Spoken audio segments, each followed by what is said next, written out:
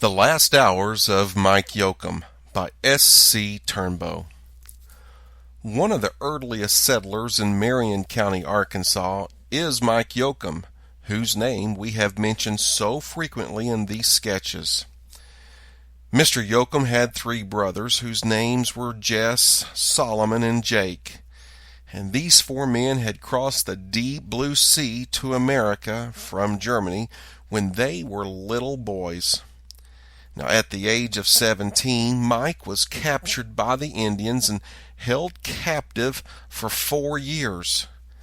And at one time, the Indians condemned him to suffer death by shooting him with arrows. But after the warriors had placed him on a block of wood to carry out his execution, the chief interfered in his behalf and saved him from a terrible death by shooting arrows into his body. Now, these Indians had also captured a Negro man at the time Yocum was taken. One day, while Yocum and the Negro were prisoners, but were footloose, the Negro and one of the Indian men got into a fight, and the warrior bit off part of the Negro's ears.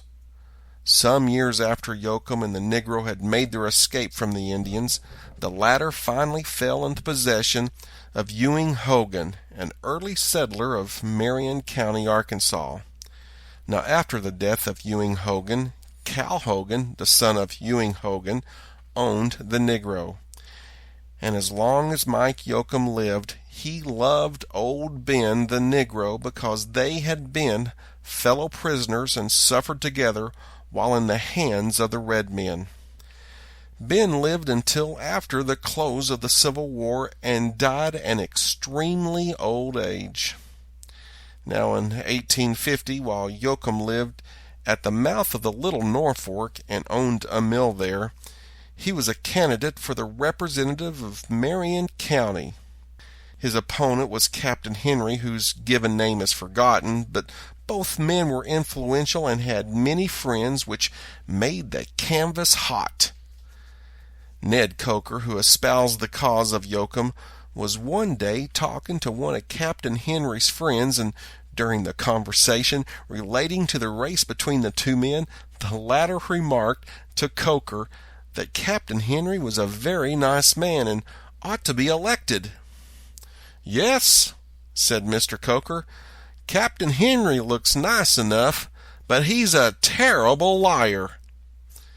Mr. Yocum succeeded in defeating Henry, and his friends rejoiced at the opportunity of sending him to Little Rock to represent in the legislature.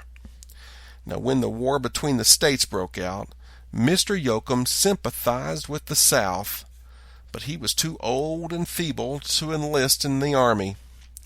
Now, one day during the fall of 1862, he was arrested for being a Southern man, and he was taken to Springfield, Missouri, where he was imprisoned and compelled to suffer from disease and vermin until the following December, when he was released. Now, sick and without money, he left the door of the prison house and walked and crawled all day. At night, he found himself at June Campbell's, 4 miles south of Springfield. The poor, suffering old man was completely exhausted. Exertion and disease took away his strength, and he was in a dying condition. He and Campbell were friends, and when Yocum reached his residence, Mr. Campbell and his family did all in their power to relieve his suffering. But their efforts were unavailing, and for in a few hours Mr. Yocum entered the great valley of darkness called death, where there was no more fears of gloomy dungeons, starvation, or ill treatment. Ah, how much sweeter is death to the sufferer while in the hands of kind, loving friends, than have to pass your last hours while in the power of an enemy on the inside of a prison wall. Mr. Campbell, aided by his family, dug a grave on a knoll on his farm, and here the mortal remains of this old pioneer of Arkansas was deposited.